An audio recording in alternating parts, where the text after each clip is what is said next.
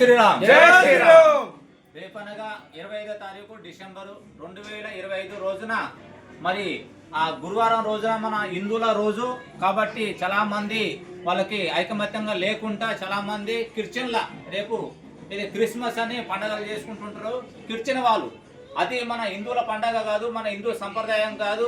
చాలా మంది తెలిసి తెలవక కొంతమంది కేకులు తినడానికి కేకులు కోసినప్పుడు వాళ్ళు పిలిచంగా మాత్రం పోవటం అది కరెక్ట్ కాదు, పోకూడదు. మన సనాతన ధర్మాన్ని కాపాడటానికి దేశం కోసం ధర్మం కోసం ప్రతి ఒక్క హిందువులు చాలా కమిటీలు సంస్థలు ముందు రావడం జరుగుతుంది.